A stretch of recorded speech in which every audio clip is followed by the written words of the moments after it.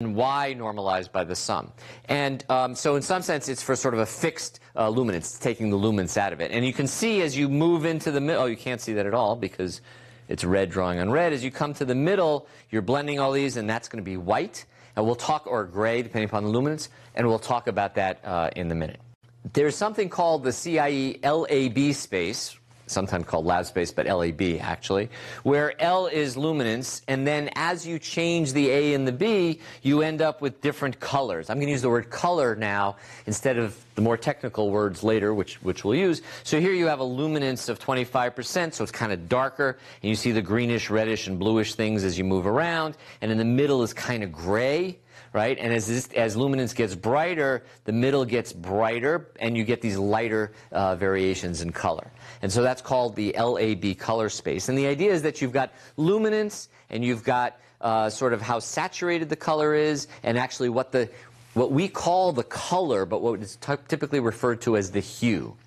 And that's sometimes defined, you can think of the color as a three-dimensional volume of one sort or another, and you'll see there's a whole bunch of ways of representing it.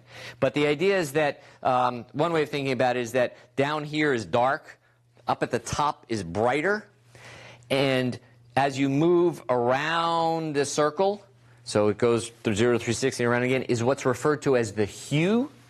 Okay? And as you move outside, things become purer in color. All right? So two systems that people use a lot to talk about these things are called sometimes hue, saturation, and lightness, or sometimes hue, saturation, and value. There are all different kinds of color spaces. These two can be drawn as sort of these thick cylinders. So down here again at the bottom, things are dark. Up at the top, things are light. In hue, saturation, and lightness, the whole top is white, which I think, by the way, is an awful representation. I'll tell you why in a second. Down, the whole thing in the bottom is all black. And as you go around, you get different colors. That's what you can see around here, different hues. And as you go from the middle to the edge, you get more and more saturated. So in the middle, everything is gray. It goes from black to white through gray. So if you say that hue goes around between 0 and 360, then the question is, what's the difference in hue between two of the following pairs of hues: 225 and 75, and 45 and 315. So what falls in between those? So what's the difference between them? Well, you take a look and you say, you know, to get from 75 to 225, that's a difference of 150, and yep, there it is, it's 150, okay?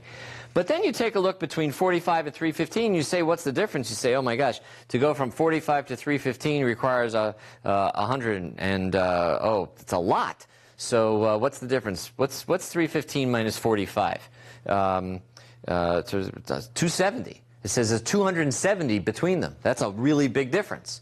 Well, of course, the answer is no. The difference between them is actually 90. And the reason is that if we go from, let's say, 0 all the way around to 360 again, 45 is over here, 315 is over here. Right? So the answer is it's not 270 between them, it's only 90 between them. So it's just a way of remembering that things have to wrap around.